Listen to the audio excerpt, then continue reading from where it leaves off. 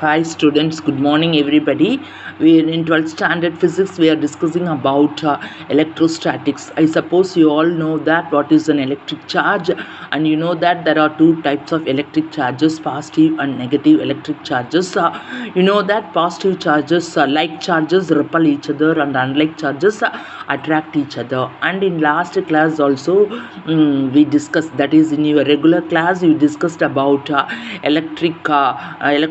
Coulomb's electrostatic force, this electric field, field lines, etc. In today's video, we are going to discuss about electric dipole and its properties.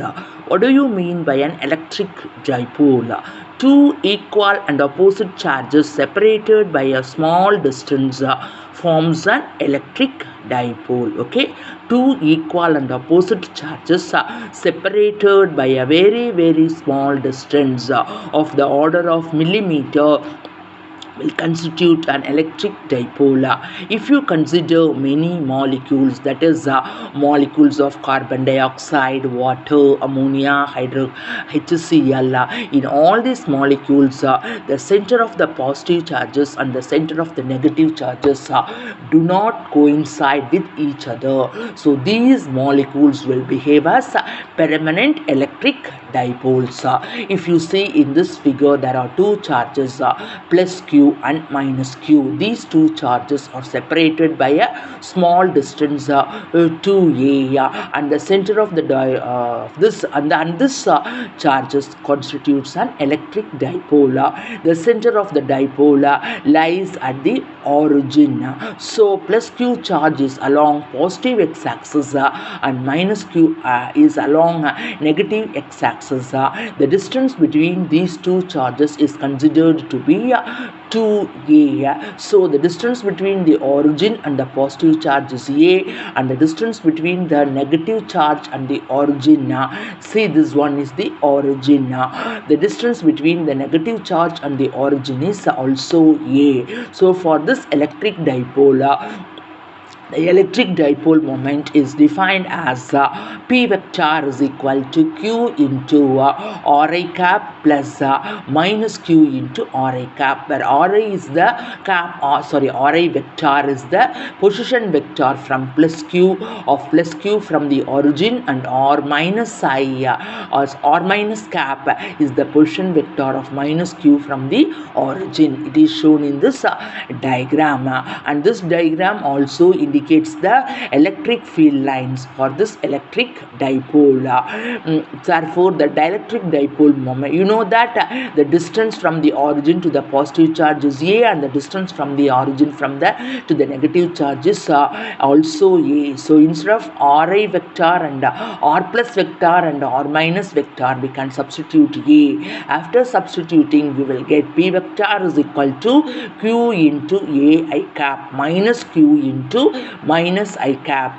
Why minus I cap? Because minus Q lies along the negative x direction. So when you add these two, you will get 2q A I cap. So it is clear that from this diagram, this represents the electric dipole moment of the electric dipole. The electric dipole, from this it is clear that the electric dipole moment lies along the line joining the two charges, and it is directed from the negative charge minus q to plus q. The SI unit of electric dipole moment is Coulomb meter, because for Q it is Coulomb, for 2A it is meter. So the unit of electric dipole moment is Coulomb meter.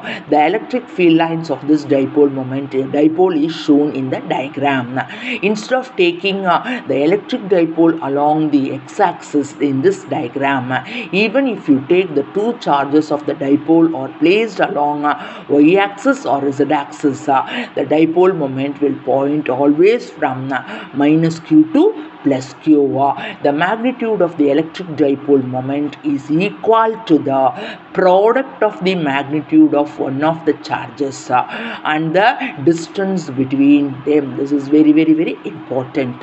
So how will you define magnitude of electric dipole moment? Magnitude of electric dipole moment is equal to the product of the magnitude of one of the charges and the distance between them. Magnitude of P vector is equal to 2qa. Though the electric dipole moment for two equal and opposite charges is defined, it is possible to define and calculate the electric dipole moment for a collection of point charges. The electric dipole moment for a collection of n point charges is given as P vector is equal to summation of I is equal to 1 to n qi ri vector, where ri vector is the position vector of a charge qi from the origin. As the next part, we are going to derive the expression for electric field due to an electric dipole. There are two cases here, one along axial line and another along equatorial line. What do you mean by an axial line of an electric dipole? You know that in this diagram you can able to see two charges, minus q and plus q, and these two charges are separated by a small distance 2a. So this forms an electric dipole. For an electric dipole, the line joining the two charges is passing through the center is called as axial line. Now we are going to derive the expression for electric field at a point along the axial line. Consider an electric dipole placed on the x-axis as shown in the diagram. That is minus q at A and plus q at charge at B. A point C is located at a distance R from the midpoint O of the dipole along the x-axis, and this point C is at a distance of R from the center O of the dipole. So at this point, due to the positive charge of the dipole, there will be an electric field, and also due to the negative charge of the dipole, there will be an electric field. So the electric field at a point C due to the positive charge plus q of the dipole is E plus vector is equal to 1 by 4 pi epsilon naught q by r minus a the whole square, and it acts along BC because this is for a positive charge. You already know that for a positive charge the electric field acts radially outwards, and this you have written here according to the formula. E is equal to 1 by 4 pi epsilon naught q by r square, as the distance between the charge and the point C, positive charge and the point C, is r minus a. See, in this, if you see this diagram, you can able to understand that the distance between the positive charge and the point is r minus a. Okay, so here they have written E plus vector is equal to 1 by 4 pi epsilon naught q by r minus a the whole square along BC, and the electric dipole moment vector P vector is from minus q to plus q, and it is directed along BC. So therefore the above equation is rewritten as E plus vector is equal to 1 by 4 pi epsilon naught q by r minus a the whole square into P cap, where P cap is the electric dipole moment unit vector from minus q to plus q. Similarly, the electric field at a point C due to minus q of the dipole is given as E minus vector is equal to minus 1 by 4 pi epsilon naught q by r plus a the whole square into P cap. Since plus q is located closer to the point C than minus q, it is clear that E plus is larger than E minus. Therefore, the length of the E plus vector is always drawn larger than that of the, here E plus vector is drawn and here E minus vector is drawn. Why E minus vector is pointing along CB means because it is for a positive charge, and you also know that for a positive charge the electric field points towards the charge. The E minus vector is for a negative charge, and for negative charge the electric field vector points towards the charge. So this E minus vector is pointing along this direction. Therefore The total electric field at the point C is calculated using the superposition principle of the electric field. So E total vector is equal to E plus vector plus E minus vector. What is E plus vector? Q by 4 pi epsilon naught or minus A the whole square P cap minus 1 by 4 pi epsilon naught Q by R plus A the whole square into P cap. So here we can take Q by 4 pi epsilon naught as a common factor out. When you take it out, you will get E total vector is equal to Q by 4 pi epsilon naught into 1 by R minus A the whole square minus 1 by R plus A the whole square into P cap. On simplifying this term in equation 115, you will get E total vector is equal to 1 by 4 pi epsilon naught Q into 4 RA by R square minus A square the whole square P cap. Note that the electric field is along E plus vector since plus Q is closer to C than minus Q. The direction of E plus total is given in this diagram. Say this is E plus total. E total vector lies along this direction. So, if the point C is very far away from the dipole, then R is very far greater than A. Then under this limit, R square minus A square the whole square is, here A can be neglected. So, R square minus A square the whole square is equal to R power 4. Substituting this in equation 116, we will get E total vector is equal to 1 by 4 pi epsilon naught 4AQ by R cube.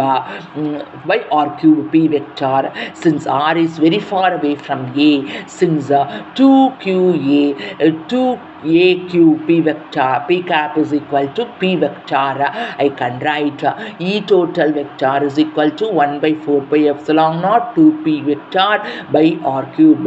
If the point C is chosen on the left side of the dipole, here in this case point C is taken on the right side of the dipole. If the point C is chosen on the left side of the dipole, the total electric field is still in the direction of P vector. We infer this result by examining the electric field line of the dipole. The next one is electric field due to electric dipole at a point on the equatorial plane. Consider a point C at a distance R from the midpoint O of the dipole lying on the equatorial plane. This diagram represents the electric field at a point along the equatorial plane. C minus Q is at A and plus Q is at B, and they are separated by a small distance 2A, and O represents the center of the electric dipole. Consider this line OC, which is joining the center of the dipole to the point C, which is perpendicular to this electric dipole which lies on the plane. This is called as equatorial plane. So at this point C, due to the negative charge of the dipole at A, there will be an electric field, and due to the positive charge of the dipole, there will be an electric field. So at the point C, due to the positive charge of the dipole, the electric field is E plus vector, which lies along this direction, that is along BC. Similarly, the electric field at the point C due to the negative charge of the dipole lies along CA, that is for a negative charge which is directed towards this. And since these two, E plus vector and E minus vector, are not lying in the same direction, you have to use the principle of resolution to find the electric field at the point C, total electric field at the point C. So here what we have to do is we have to use the principle of resolution of two vectors. See, this is the point C. E plus vector is acting along this direction and E minus vector is acting along this direction. So if you take E plus vector, it is resolved into two components, E plus plus sine theta along this direction and perpendicular direction. That is E plus sine theta represents the perpendicular component of E plus vector, and E plus cos theta represents the parallel component of E plus vector. Similarly, at the point C, E minus vector is acting along this direction, and theta is the angle made between AC and the axial line. So when this is theta, when this angle is theta, this angle also becomes theta, and this also becomes theta, which is shown in this diagram. Similarly, E minus vector can be resolved into two components, E minus cos theta component along this direction and E minus cos theta component along this, E minus sin theta component along this direction. I suppose you all can able to understand this diagram. This diagram is very important. And here, since positive charge and the negative charge are at equidistant from the point C, AC is equal to BC. So therefore, the magnitude of the total electric field at a point C is the sum of the parallel components E plus and E minus vector, as its direction is along minus P vector. So E total is equal to minus E plus cos theta p cap minus E minus E cos theta p cap, because these two E minus cos theta components, E plus cos theta and E minus cos theta components, are lying along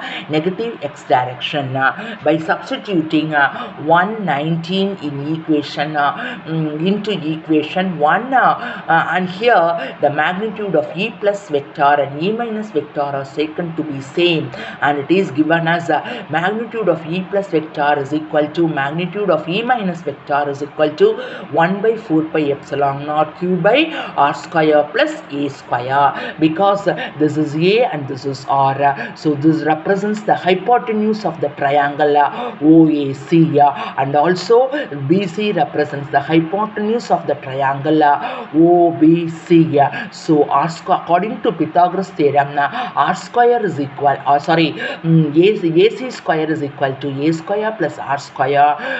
Therefore, we are writing this term like this. Substituting equation 119 into equation 118, we will get E total is equal to minus 1 by 4 pi epsilon naught 2q cos theta by r square plus a square into p cap, which is equal to minus 1 by 4 pi epsilon naught 2qa by r square plus a square the whole power 3 by 2 into p cap, because from the diagram cos theta is nothing but, when this is theta, cos theta is nothing but a by root of a square plus r square. Therefore, E total is equal to minus 1 by 4 pi epsilon naught into p vector by r square plus a square the whole power 3 by 2, since p vector is equal to 2qa p cap. At a very large distance, r is very far greater than a, the equation 120 becomes E total is equal to minus 1 by 4 pi epsilon naught p by r cube. There are certain important inferences observed from this equation. From equation 117 and 121, it is inferred that at very large distances, the magnitude of the electric field at a point on the dipole axis is twice the magnitude of the electric field at the point at the same distance on the equatorial plane. Okay. The direction of the electric field at a point on the dipole axis is directed along the direction of the dipole moment of P vector, but at points on the equatorial plane, it is directed opposite to the dipole moment. This is very important. So it is clear that electric field at a point along the equatorial axial line is twice the electric field at the point along the equatorial line, but the directions are entirely opposite. For an axial line, it lies along the direction of the dipole moment, and for equatorial line, it lies along the direction opposite to the dipole moment. At very large distances, the electric field due to a dipole varies as 1 by r cube. but for a point charge the electric field varies directly as 1 by r square. This implies that the electric field due to a dipole at a very large distance goes to zero faster than the electric field due to the point charge. The reason for this behavior is that at very large distance the two charges appear to be close to each other and neutralize each other.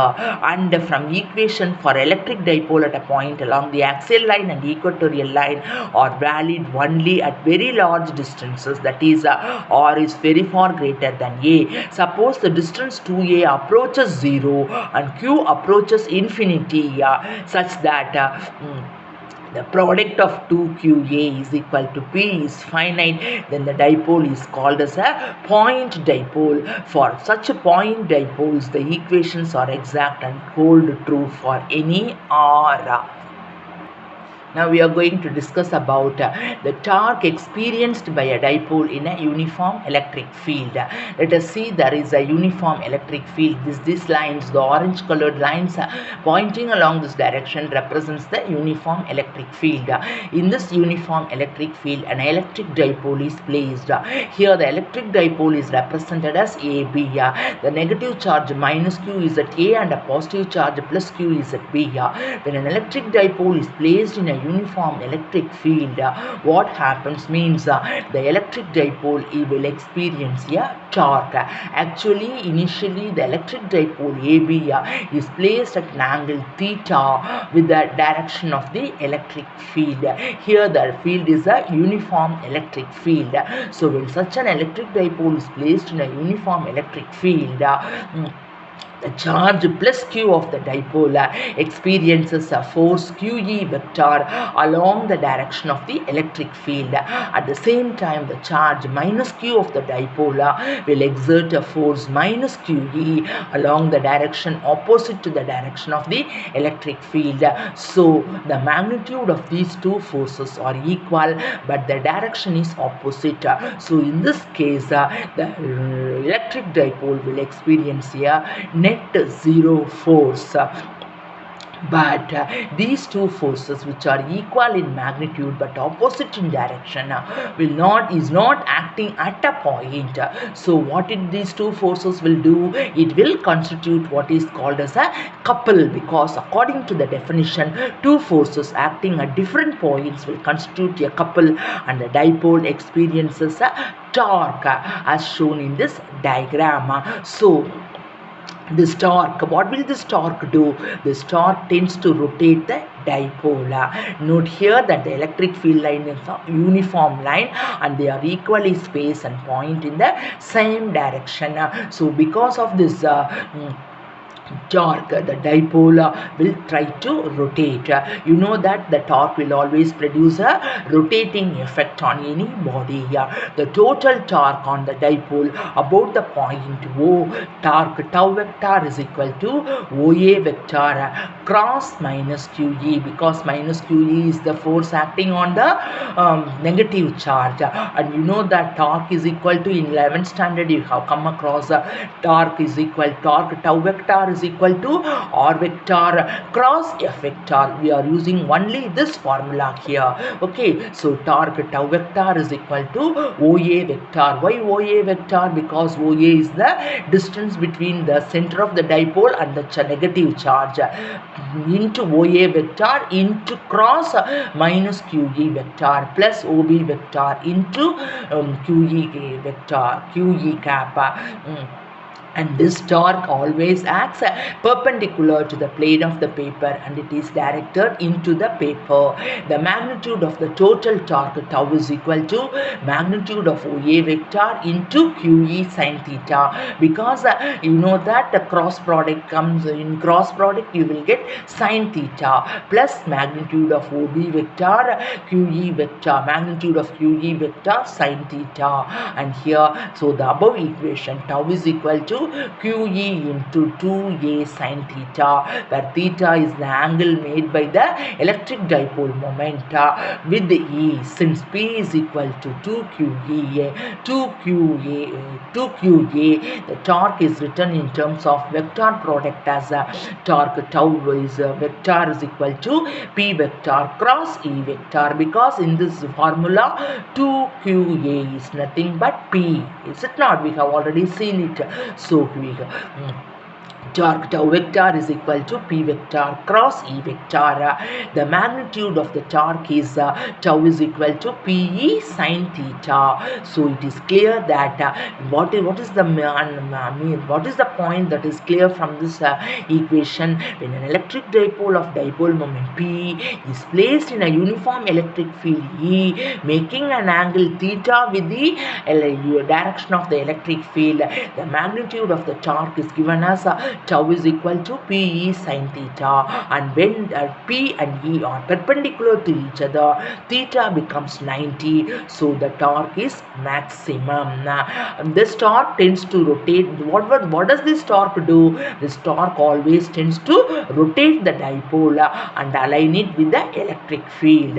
Once the dipole is aligned with the electric field, the total torque on the dipole becomes 0, because theta becomes 0. This is for the case of a dielectric dipole placed in a uniform electric field.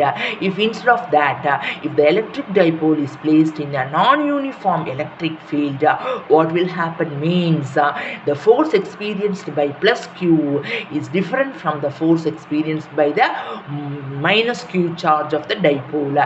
In addition to the torque, there will also be a net force acting on the dipole. So this is the difference between the torque experienced by an electric dipole in a uniform electric field and a non-uniform electric field.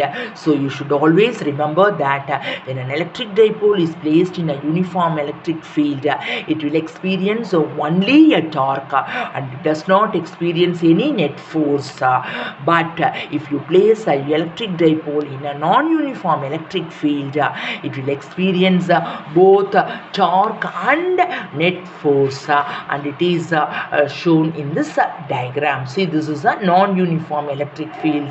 You can able to see the electric field lines are not uniform and they are not exactly parallel. Net torque and net force. Let us see a simple problem. A sample of HCl gas is placed in a uniform electric field of magnitude 3 into 10 power 4 Newton per coulomb.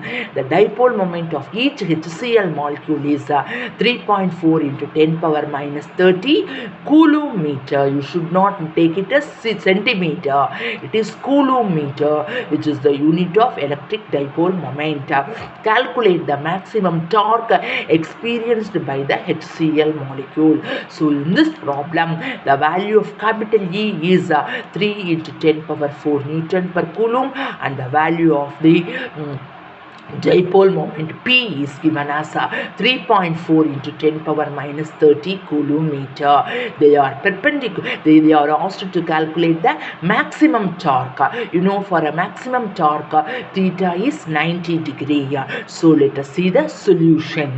The maximum torque experienced by the dipole is when it is aligned perpendicular to the applied field. So tau maximum is equal to PE sin theta. What is the value of P? 3.4 into 10 power minus 30. What is the value of E? The 3 into 10 power 4. So on substituting this, you will get tau maximum is equal to 3.4 into 10 power minus 30 into 3 into 10 power 4, which is equal to 10. After multiplying this, you will get tau maximum is equal to 10.2 into 10 power minus 26 on simplifying this Newton meter. So this is the small example to show the torque.